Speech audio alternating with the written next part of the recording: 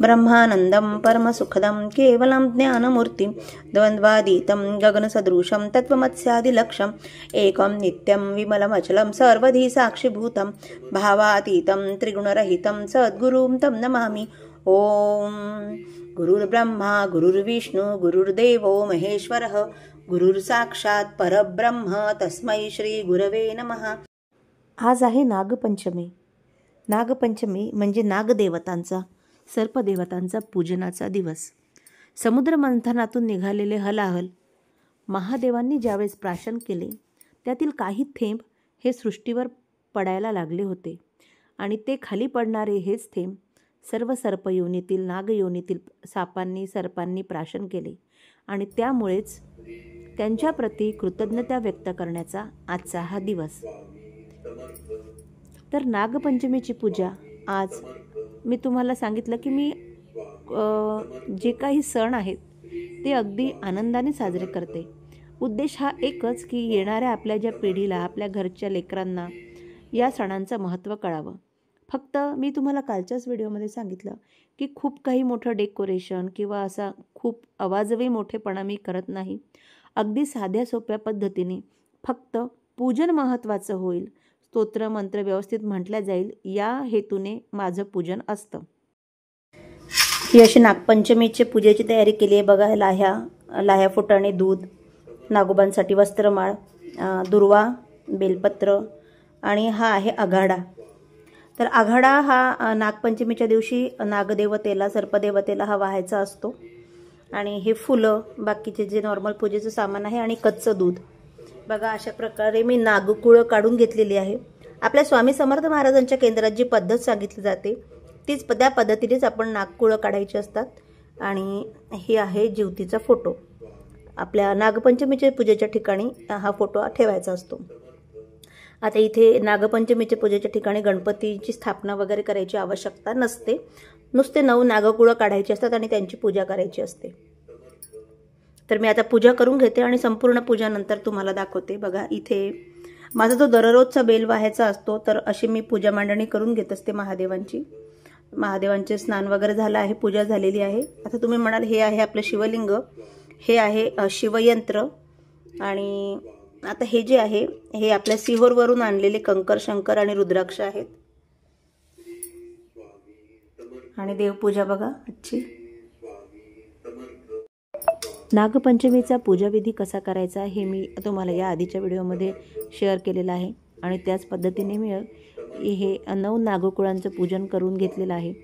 ज्यांच्या घरी नागपंचमीचं पूजन होतं, श्रावण महिन्यामध्ये सुरू होणारा पहिला सण म्हणजे नागपंचमी आणि ज्यांच्या घरी नागपंचमीची पूजा केल्या जाते त्यांच्या घरी त्यांच्या कुटुंबावर सर्पहानी कधीही होत नाही। आणि नागपंचमीच्या दिवशी आपण काही नियम पाळत असतो, कापणे, चिरणे, तळणे काही गोष्टी टाळायच्या असतात। तर त्यामागे काय कारण आहे हे आपण व्हिडिओमध्ये जाणून घेणार आहोत। व्हिडिओ सगळ्यांनी शेवटपर्यंत स्किप न करता बघा। आजचं नागपंचमीचं पूजन मी तुम्हाला या व्हिडिओच्या माध्यमातून वारुळाचं पूजन देखील दाखवलेलं आहे। कॉलनीमध्येच थोड्या अंतरावर वारुळ होतं आणि त्या वारुळाच्या ठिकाणी पूजा करायला आम्ही निघालेलो आहे। वारुळ हे चांगलं उंच टेकडीवर होतं आणि बराच टेकडीचा भाग पण ज्यावेळेस वारुळाचं पूजन करायला आलो त्यावेळेस आनंदमय वातावरण वाटलं, कारण सगळीकडे छान हिरवागार निसर्ग दृष्टिक्षेपात पडत होता आणि घरामधल्या 4 भिंतीच्या आत राहून अगदी तसंच्या तसं राहून जेव्हा आपण निसर्गाच्या सान्निध्यामध्ये येतो तेव्हा काहीतरी वेगळंच वाटतं आपल्याला। अशा पद्धतीने बघा हे वारुळ आहे। पावसामुळे हे वारुळ थोडं दबल्यासारखं झालेलं होतं कारण सतत पाऊस सुरू आहे। या वारुळाची आम्ही पूजा केली। ज्या पद्धतीने आपण पूजा करतो तशी साधी सोपी पूजा। नागदेवतांना आमच्या भागामध्ये कान्होटे म्हणून पूर्णाच्या उकडीचे अशा घड्या केलेल्या असतात, त्याचे नैवेद्य अर्पण करतात। आघाडा, दुर्वा, बेलपत्र, लाह्या फुटाणे अर्पण करून त्यांची पूजा केली जाते। असं हे इथे पूजन सुरू आहे। तर आपण बघून घेऊया की हे जे नागपंचमीला आपण काही नियम पाळतो ते का पाळतात। नागपंचमीला चिरू कापू नये, तळू नये, चुलीवर तवा ठेवू नये, काही भाजू नये, कोणाची हिंसा करू नये, जमीन खणू नये. पावसाळ्यात सगळ्या ठिकाणी नाग आणि साप यांची विश्रांती स्थाने असतात. अनावधानाने आपल्याकडून त्यांना इजा होऊ नये म्हणून सावधगिरी बाळगण्याच्या दृष्टीने हा नियम आखला गेला असावा. आणि याशिवाय एक दिवशी शेतकामाला सुट्टीच, तशीच गृहिणीला रोजच्या रांधा वाढा उष्टी काढा या कामातून सुट्टी देण्याच्या हेतूने त्याचप्रमाणे निसर्गाच्या रमणीय वातावरणामध्ये 4 मैत्रिणींसोबत आपल्या गुजगोष्टी करून आनंदाने दिवस घालवण्याच्या हेतूने हे नियम आपल्या पूर्वजांनी बांधलेले असावेत. कधी नव्वत काही सणाच्या निमित्ताने आपण बाहेर येतो, पण बाहेर आल्यावर कळतो की खरंच आपण हे जे आपले सण जे लावलेले आहेत, हे सण आपल्याला निसर्गामधला जो आनंद आहे तो निसर्गातला आनंद बघण्यासाठी किंवा तो निसर्गातला आनंद घेण्यासाठी किंबहुना लावलेले असतील. कारण स्त्रिया ह्या आपल्या घरामध्येच गुंतलेल्या असतात.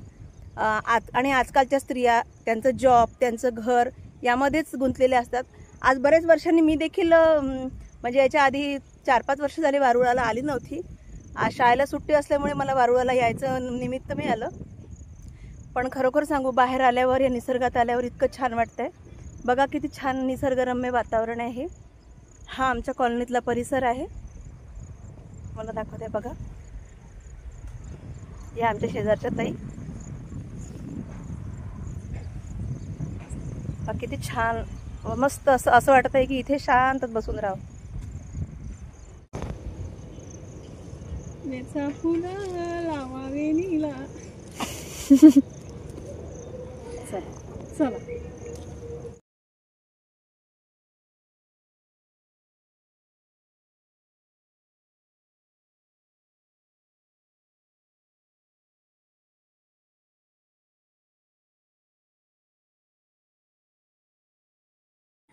नागपंचमीला झोका खेळण्यामागे देखील एक अतिशय रोचक अशी कथा सांगण्यात येते की नागराज सर्पदेव यांना प्रसन्न करण्यासाठी सत्तेश्वरीने तपश्चर्या केली.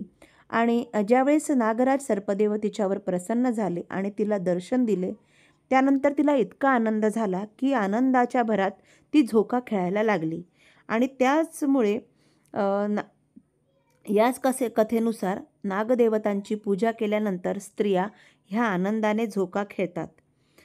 जसा झोका वर खाली होतो त्याचप्रमाणे स्त्रियांच्या भावाची प्रगतीही होत असते असे म्हणतात. आणि यामुळेच स्त्रिया नागदेवतांना हा नैवेद्य अर्पण केलेला आहे. सकाळीच केला होता, पण ते शूट करायचं राहून गेलं. हे बघा, हे एवढे बेलपत्र आहे आणि हे मला वाहायचे आहेत आता. तर नागपंचमीच्या तुम्हाला आजचा मी जो साध्या पद्धतीने जी पूजा वगैरे केली ती तुम्हाला आवडली असेल अशी आशा करते.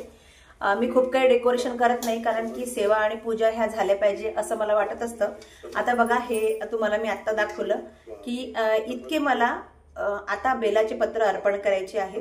यामध्ये अजून एक पुडा आहे, तो आता बाहेर अंगणामध्ये आहे, आता नेमका आणून दिला त्यांनी, तो मला एक टाकायचा आणि वाहायचा आहे. तर आता मी पूजेला सुरुवात करते आणि व्हिडिओचा तुम्हाला इथे शेवट करते. मी तुम्हाला तेच म्हटलं की आधी खूप दिखावापणा करण्यापेक्षा, डेकोरेशन करण्यापेक्षा मी पूजेला आणि आपण जी साधनं आहे आणि घरातले कामं याला महत्त्व देते. त्यामुळे तुम्हाला कदाचित वाटत असेल की व्हिडिओ काय अगदी साधा असतो दिसायला वगैरे, खूप डेकोरेशन नसतं. पण त्याच्या मागचं हेच कारण आहे की सेवा झाली पाहिजे आणि माझी जी रोजची सेवा आहे ती झाली पाहिजे, स्तोत्रमंत्र म्हणून झाले पाहिजे. जर का पारायण असेल तर ते झालं पाहिजे. म्हणजे कसं असतं, ते असं सगळं हवं असं वाटतं. तर आजच्या व्हिडिओचा इथे शेवट करते. तुम्हाला पुढच्या व्हिडिओमध्ये नक्की भेटेल. तोपर्यंत सगळ्यांना श्री स्वामी समर्थ.